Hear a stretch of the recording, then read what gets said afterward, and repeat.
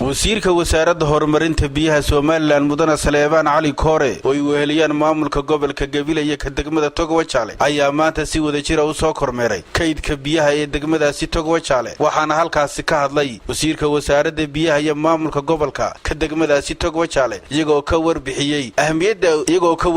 halka ay marayso biyo gelinta degmadaasi Wajaale waxaana kamid ah hadaladoodii waxaan halkan u bixiyay mashruucan Gabiley oo daba dheeraaday garana waqtiga uu soo gabagaboobayo haddana wuxuu u dhow yahay inuu waqtigii ugu dhowaa ee aynu soo gabagabeynayno ku jiro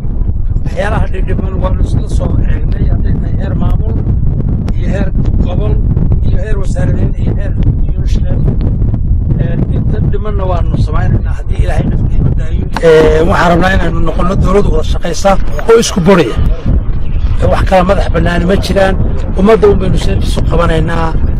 ummadda ayaa loo wada shaqaynayaa ummaddu inay biyo hesho un baynu rabnaa wasiirku inuu biyoogtiga siinayo in biyuhu ay helaan gobolkan taagile oo marka hore u balan qaaday inuu la wareegay hawsheedina uu ku daba taagan yahay imaka inuu keeno mishiino cusub iyo tacab kale geliyo investment loo raadiyo tanna waxay daba socotaa mashruucan labaad ee iyaguna dee Wajaale oo runtii distance fara badan oo aad u dheer laga soo qaaday biyaha wasiirka biyaha iyo waqtiga uu hogaaminayo waxay maanta u socdaan arrintii gabagabadii sidii loo dhameystiri lahaa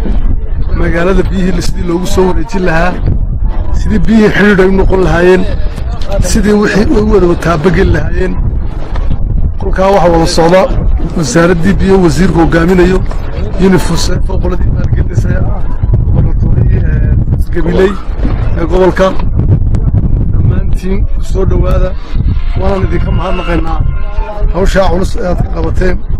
halkan maanta ku dhamaystirayaan sidii qodobadii lagu heshiiyey loo dhamaystiri lahaa biyihiina magaalada loo dhamaystiri lahaa ayaa maanta halka socota aad iyo aad baan soo dhaweynaya waxaan ku wareejinaya waxay galbeedka ka yahay Muuse Biixi Cabdi halkan waa xafiiskaygii aniga waa gudoomiye ku-xigeenka degmada Wajaale naqshadii iyo balaykii loo dejiyey biyogelinta ka weyn lagu qorsheynayay xaafadaha si biyaha loo gaarsiiyo aad iyo aad baan kulley waftigaa ballaaran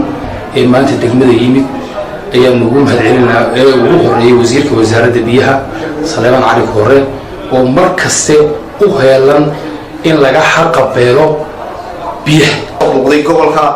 wasiirka wasaaradda horumarinta biyaha Saleebaan Cali Koore iyo barsaabka gobolka iyo madaxdii hay'adda UNICEF oo u socday xaqiiqada raadiska mashruuca biyaha ee Wajaale